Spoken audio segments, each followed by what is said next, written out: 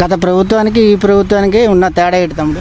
బొక్కలో ఉందని ఈ ప్రభుత్వం అసలు జగనన్న ప్రభుత్వం అసలు ఏం బాగోలేదు. కింద చంద్రబాబు నాయుడు ప్రభుత్వం ఇంకా చెప్పాలంటే బాగుంది. అతను తెలివితేటల మధ్య ఇతను జగనన్న చాలా బొక్క, పరం బొక్క.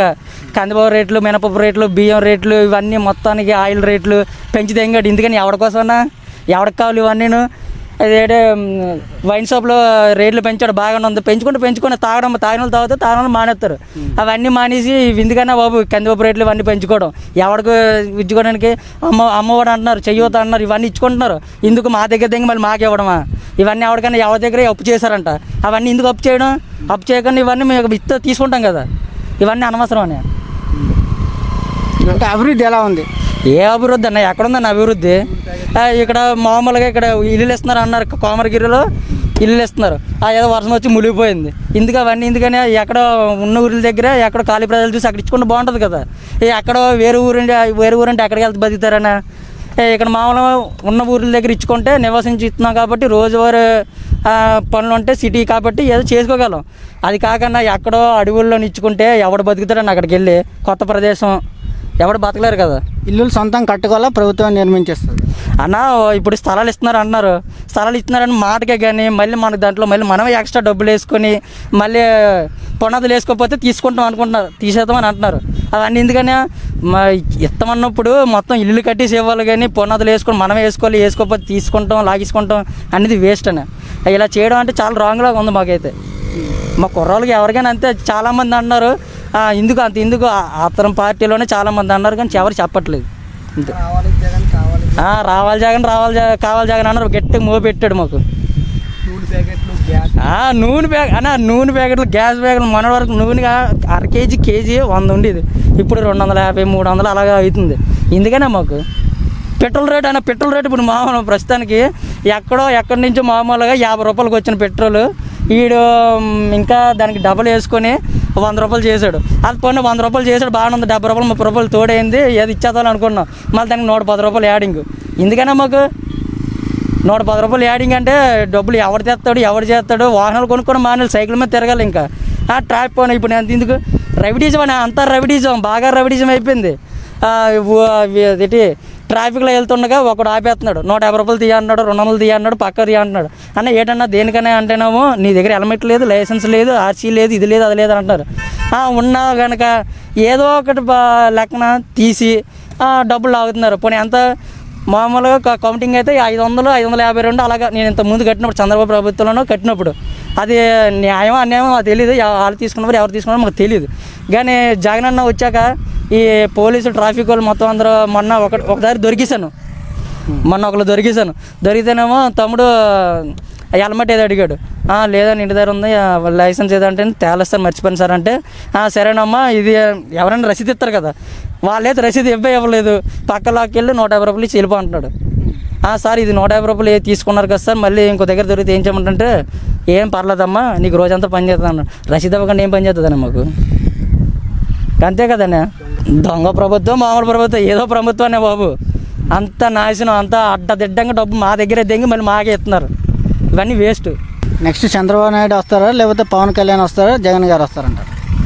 అన్న నిజాయితీ ఉన్న వాళ్ళు ఎవరైనా రావచ్చు అన్న. మళ్ళీ ఇప్పుడు ఇలా చేతి ఎవరు మళ్ళీ ఓటేయరన్న జగన్ గారికి మళ్ళీ ఇలాగ చేస్తే మళ్ళీ ఎవడు ఓటేడు? ఇప్పుడు కూడా వేరు, ఇప్పటి నుంచి అదే చెప్పుకున్నారు కదా, ఎవరు వేరు. పవన్ కళ్యాణ్ అన్నారా, పవన్ కళ్యాణ్ సినిమాలు ఉన్నవాడు పవన్ కళ్యాణ్ అన్నయ్య ఏదో ఇస్తే బాగున్ను, అతనికి ఎంత నెంబర్ 1 స్థాయిలో ఉండేవాడు అన్నయ్య. కానీ నెంబర్ 1 స్థాయిలో ఉండి మళ్ళీ వచ్చి ఏదో చూసుకుందాం జగన్ అన్న ఇదేదని అనుకున్నాడు, కానీ అవ్వలేదు. పవన్ కళ్యాణ్ గారు, చంద్రబాబు నాయుడు గారు అంటారా అతని తెలివితేటలు కింద ఎవరు పనికిరారు.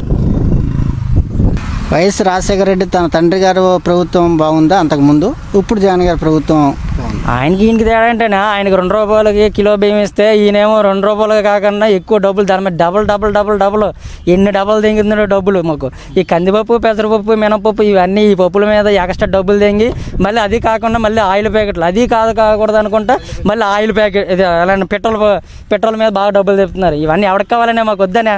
ఈ ప్రభుత్వం పెద్ద బొక్క, పరం బొక్క. ఈ ప్రభుత్వం మాకు నచ్చలే. ఈ చెయ్యవత అవి ఇదేంటి అమ్మఒడి అన్నారు, అది బాగానే ఉందన్న. డోగ్రా డబ్బులు బాగానే ఉన్నాయి. కాకపోతే ఏంటంటే ఇది లేడీస్ పరంగా అంతా బాగానే ఉంది. ఈ వైన్ షాపుల్లో పెంచుతున్నారు, బాగానే ఉంది. ఆ వైన్ పెంచుకొని వైన్ షాపులో తాగిన వాళ్ళు తాగుతారు. అది లేడీస్ స్త్రీలకైతే బాగా సంతోషం. ఈ మినపప్పులు ఈ కందిపప్పులు అనేవి ఇంట్లో వండే స్త్రీలకు సంబంధించింది. ఇదంతా మరి వాళ్ళకి ఇబ్బంది కదా, మళ్ళీ వీళ్ళు కష్టపడి రోజంతా కష్టపడి తెచ్చిందంతా ఈ ఆయిల్ ప్యాకెట్లకి మినపప్పులకి పెసరపప్పులకి ఇచ్చేస్తే ఇంకా ఇంటి అద్దెలు ఉన్న వాళ్ళకి ఏం కడతారన్న వాళ్ళు? అదే ఇంటి అద్దెలు కరెంటు బిల్లులు మామూలుగా ఎవరు కడతారు? ఇవన్నీ ఎవరు కడతారని దానికి తోడు మళ్ళీ పెట్రోల్ రేట్లు బాగా పెంచేశాడు కదా. ఇవన్నీ గ్యాస్ రేట్లు ఒకసారి పెరుగుతుంది ఒకసారి తగ్గుతుంది. అవన్నీ పక్కన పెట్టుకుంటే కరెంటు బిల్లు ఇప్పుడు ఏప్రిల్ నెలలోనే అన్నారనమాట. మామూలుగా బార్బర్లకి చాకులకి ఎవరైనా సొంత పనులు ఉన్న వాళ్ళకి కరెంటు 250 యూనిట్లు ఫ్రీగా ఇస్తానని. అది ఎవరికి మామూలుగా సొంత ఇల్లు ఉండి వాళ్ళకి ఉంటేనే ఇస్తారంట. సొంత ఇంట్లో ఉండి పని చేసుకుంటేనే ఇస్తారంట. బయట ఉంటే ఎవరా? అదే అద్దెలు కాదన్న, మామూలు కరెంటు 250 యూనిట్లు ఫ్రీగా ఇస్తానని చెప్పాడని ఏమి ఇవ్వలేదు.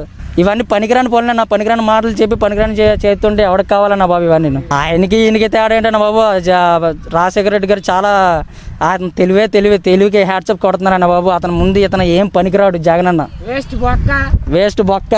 పనితీరు అలా ఉంది. ఇప్పుడు జగన్మోహన్ రెడ్డి గారు పనితీరు అలా ఉంది. ఈ ప్రభుత్వం ఏమంటే ఎవరు చేసింది అయినా ఒకటే, బాగా చేసుకొచ్చారు. వాళ్ళు బాగా చేశాడు, వీళ్ళు బాగా చేశాడు.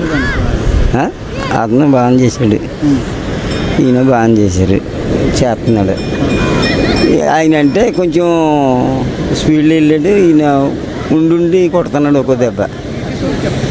అలాగే ఉన్నదండి పరిస్థితి. అందుకండి ఇంకంతకని ఏం చెప్పాను. పెన్షన్లు బాగానే ఇస్తున్నారు, వస్తున్నాయండి. నాకు వస్తుందండి. రాష్ట్ర ప్రభుత్వం అభివృద్ధి పనులు చేస్తుంది కదా, రోడ్లు వేయడం కానీ ఇల్లు కార్యక్రమాలు కానీ చేపట్టడం కానీ, దాన్ని బట్టి మీ అభిప్రాయం? రోడ్లన్నీ బాగానే వేయించున్నాడు, బాగానే ఉంటుంది సౌకర్యం. కానీ ఇంకా అంతకన్నా మనం చెప్పేది ఏముంది అంటే ఇల్లులు ఇస్తున్నాడు కదండి ఇప్పుడు జగన్ గారు. ఆ ఇల్లులు మరి మీకు ఏమైనా వచ్చినాయి? మాకేమి రాలేదండి. మాకు అప్పుడు ఇందిరాగాంధీ ప్రభుత్వంలో ఇచ్చింది అంతే, మాకు ఇంకేమీ లేదు. లంక పట్టాలు కూడా ఇందిరాగాంధీ ప్రభుత్వంలోనే ఇచ్చింది, మాకు ఇంకంతకన్నా ఏమీ రావట్లేదు. అంటే రాజశేఖర రెడ్డి గారు ఉన్న ప్రభుత్వంలోనే, రాజశేఖర రెడ్డి గారు అంటే అప్పుడు బాగా చేసేవాళ్ళు, ఇప్పుడు జగన్ గారు ఇంకా బాగా చేస్తారు. రాజశేఖర రెడ్డి గారు బాగా చేసుకెళ్ళాడండి. రాజశేఖర రెడ్డి అంటే శుభ్రంగా మన దాని గురించి పోరాడేవాడు, దీని గురించి హైదరాబాద్ గురించి ఆయన వెళ్ళిపోడు. ఇది ఇందిరాగాంధీ చంద్రబాబు నాయుడు ఏకమై వాళ్ళకి అప్పు చెప్పాడు. ఎందుకన్నా అంతే. అదే గత ప్రభుత్వంలో చంద్రబాబు నాయుడు హయాంలో చంద్రబాబు ఎలా చేశాడు? ఆయన బాగా చేసుకొచ్చాడు. ఆయన ప్రభుత్వంలో కూడా మన అభ్యంతరం ఏమి ఉండేది కదా, బాగానే చేసేవాడు ఆయనని. ఇంకా అంతకన్నా మనం చేసేది ఏమీ లేదు. మళ్ళీ పెట్రోల్ డీజిల్ ధరలు చాలా విపరీతంగా పెరిగాయి కదండి, దాని మీద మీ అభిప్రాయం? మనకు తెలియదండి, అది తెలియదు దానికి ఏం చెప్పండి. మరి నేను మనకు అంటే నిత్యావసర వస్తువులు విపరీతంగా పెరిగిపోయాయి కదండి రేట్లు, దాని మీద పెరిగాయండి. మరి ఆ ప్రభుత్వానికి దీనికి సంబంధం అంటూ మనం ఏం చెప్పగలం? మనకు అంత అనుభవం ఏమీ లేదు, అంతే, ఇంకేం చెప్పలేం. ఆయిల్ రేట్లు పెరిగాయి కదండి? పెరిగాయండి,